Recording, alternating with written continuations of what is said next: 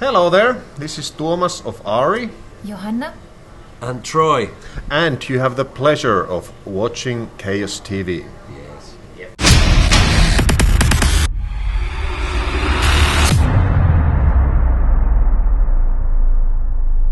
Okay, so what's up everybody? Chaos TV is today here at Hotel Helka in Helsinki, Finland, and we have the honor to talk with the band Auri. So Mr. Tuomas Holopainen, Johanna Kurkela and Troy Donockley. So first off, hello and welcome to Chaos TV. It's splendid to be here. Wonderful. Wonderful. Thank you. Chaos TV is my favourite station. So in general, how has the year started for you guys?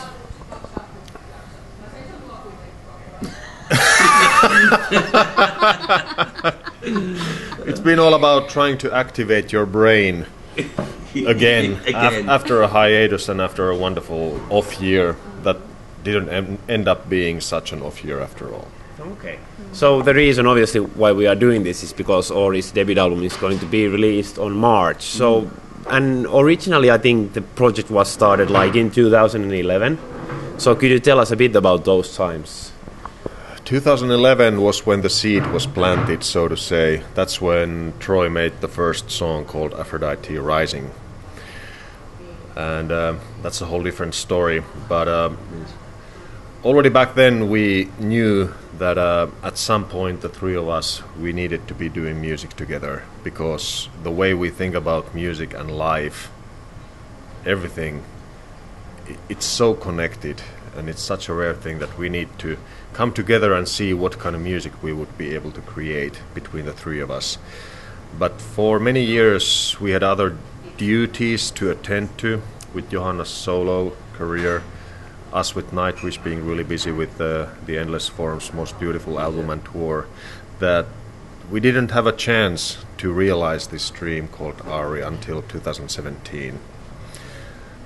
At some point, 2016, we kind of realized that what are you doing next year? Do you have anything in your calendar? Not really, nothing. So how about we try to do something? And it went a bit tipsy-turvy because the first thing we did last March was to take the promotional shots, the photos of the band and of the landscapes for the album booklet. So that kind of inspired and even forced us to continue recording the actual album.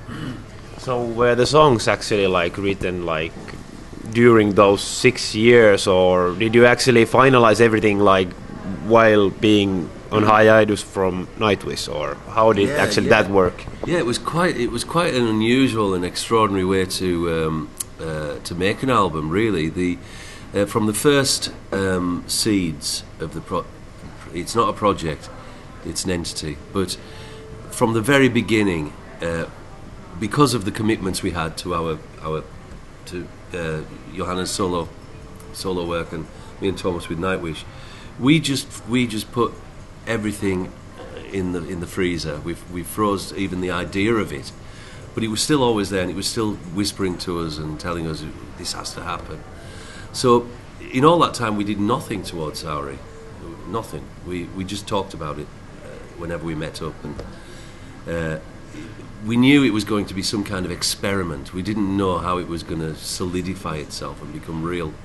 So once we did that strange, we did all the photographs for the album first before there was any album. It really gathered momentum, and it became really quite fast. The writing of the music. So we did it all in 6 months. We've got 11 songs on the record, but we did 10 of them in 6 months. Okay. So it was the fastest we've ever worked.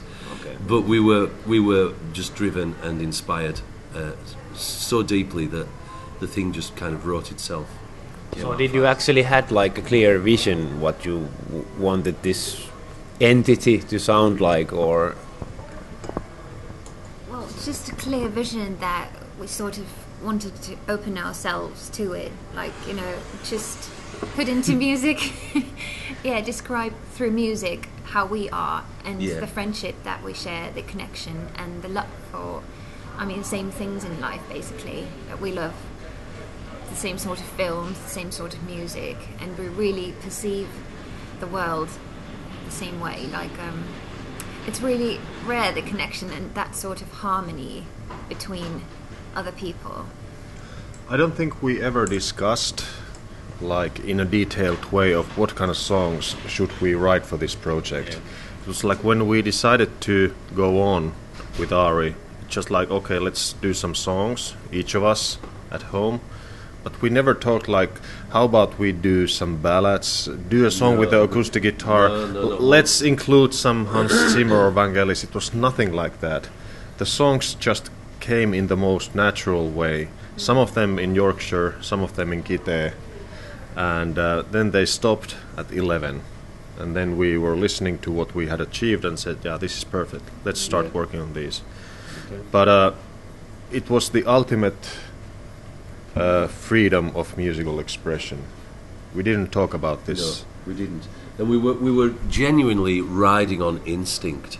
That's the word, instinct. We were. The whole thing grew itself.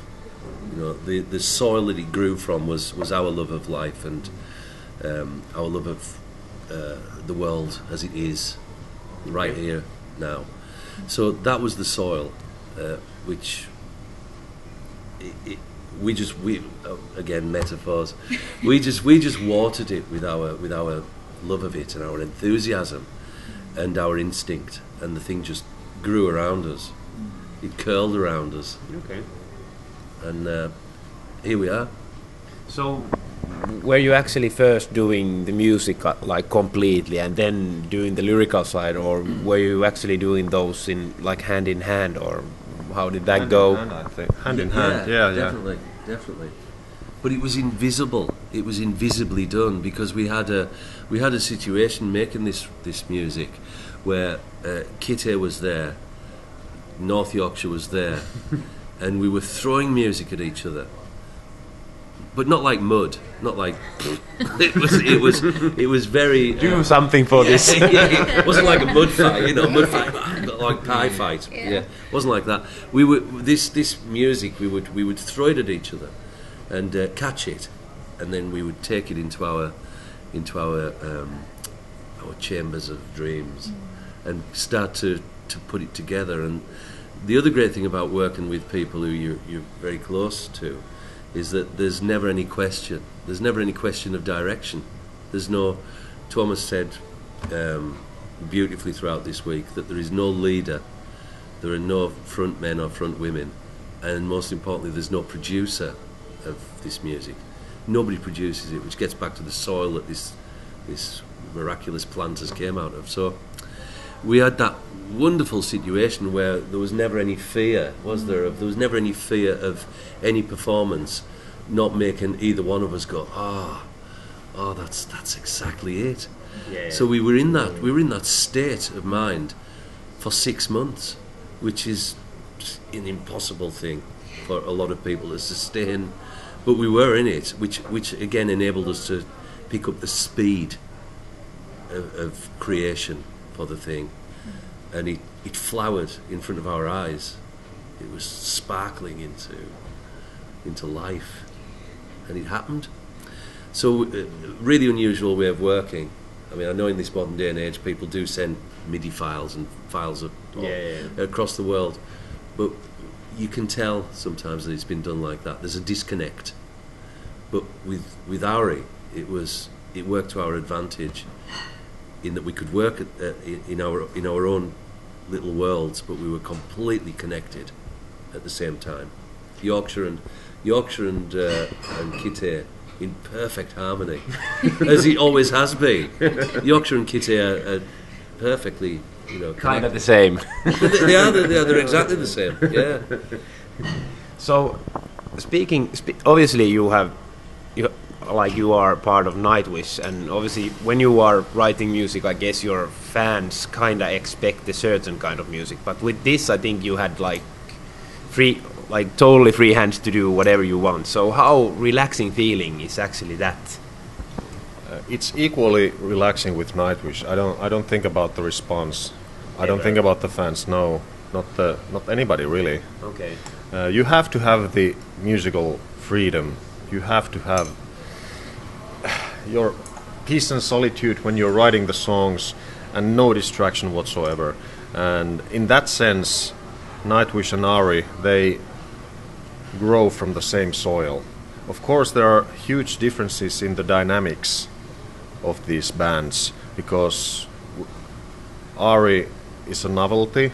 It's a 3-piece, just about to come up with the first album. Nightwish is the ultimate behemoth that has been around for 22 years, and it's a 6-piece with a long history. So there is a difference, but when it comes to the core of why both of these bands exist and why do we do songs for them and with them, it's the same thing. There's no difference whatsoever. Okay. So I remember talking to you like with the Endless Force Most Beautiful album after you put it out, and you said to me that you felt like musically pretty empty after releasing it. So how inspirational was Auri for you, like for the future Nightwish work? It changed a lot, if not everything. I've been very open about it that after Endless Forms I felt like being in a vacuum. I just felt really empty. Not desperate, not unhappy, but just drained in a good way, so that, okay, now we have done, in our personal opinion, the best album so far, and especially the last song on the album, The Greatest Show on Earth, was sort of a pinnacle for me as a songwriter, and I think that was the reason why I felt the way I did. Like, I feel pretty empty. I'm not sure if there are any more stories for Nightwish to tell. And that feeling lasted for about 18 months until we got the Auri album finished at the end of September last year. And for some reason I can't explain, it opened all the floodgates when it comes to writing songs for Nightwish. So when I was listening to the final Auri album, I just felt free again, completely free and happy and really inspired to do some new Nightwish stuff as well. And that's what I've been more or less doing 24/7 since October last year. Okay. So these things seem to complement each other. I was actually going to ask you about that because obviously this project is different from what you do in Nightwish, but do you feel that there's something in Auri that you basically could take as the next step for Nightwish as well? No, because you are basically doing new stuff on this one as well. There are two separate entities, and whenever I write for Nightwish, I know that I'm writing for Nightwish. And when I was doing some songs for Auri, I knew that they were definitely going to be for Auri. Okay. So I've never done a single piece of music so that I just jam and write something and then think that maybe I can offer this to that one, or maybe this song is about this and I'll maybe offer it to some record company for some different artist. I have to know to whom or to which institution I'm doing the music for. So in the end, a bit about like the lyrical side of the album. So is there like a theme around it, or is it just separate songs lyric-wisely? No, it's that overarching theme is what Johanna touched on earlier on. It's down to the relationship of three people who have extremely profound views on the power of music, its purpose, its source, all of those things that shape our lives are within that theme. But the theme's diaphanous. It's just not something you can really describe. But it's in the music. It's all there. Whenever anybody puts that music on and feels breathless, or goes, oh, for the beauty, or that makes them want to dance, or whatever. That's the overarching theme of Auri, and it comes from this thing that us three are in love with, and that we're devoted to, which is the exploration of life and love on Earth. So it's all there. It just depends on your approach. I mean, the internet's a glorious and wonderful thing, but it's also dangerous in that social media can discolour people's attitude to things. Yeah. So you've got to remain outside of all of that to to be an artist. You've got to remain. That's another overarching theme of Auri, is complete freedom, not just musically, but freedom from conditioning, freedom from the condition of other people's attitude or other people's demands. You've got to be completely independent, which is Auri is. It's the most independent thing ever in my life, and it's as Tuomas was unblocked by it, and as Johanna has transformed the way she sings through it, so I've been transformed too in my confirmation of everything I dreamed could be possible has been confirmed, I think. So, in the end, a bit about the future plans. Do you actually plan on playing shows around Auri or? It's already been booked. We've got a. Well, it's quite long. It's about 372 date tour coming in 2066. Mainly tours of saunas and cathedrals, and yeah, we'll even play in your house if you like. Okay, cool. Yeah. Next week. We'll play anywhere. Yeah. No, but in serious talks. In all serious, yeah, we are. We will. We have to. It's part of the grand plan, whatever that is. You see, these things we don't actually fully understand. The thing is alive, and it's taken us with it, and it's in perfect harmony and perfect tandem with Nightwish. So it's an extraordinary position to find ourselves in. So you feel that this is something that also need to be played live, not just as a studio thing? Yeah. For a long time I thought it as a mere is the wrong word, but as a project. Something that we would do 1 or 2 albums with, probably no shows at all. Yeah. But finishing this album and listening to it now, I've completely changed my attitude towards it. It's no project, it's an actual entity, it's a band. It's something that we should do for a very long time. Absolutely. Well, we did kind of made a pact that we'll push it and pursue it for at least another millennia, at least another 1,000 years, because we love it too much. So why would we want to stop something that we absolutely adore? So we that's what we're going to do. I personally can't wait. I mean, I can't wait for the good ship Nightwish to set sail in when is it, March? Yeah, a couple of months' time.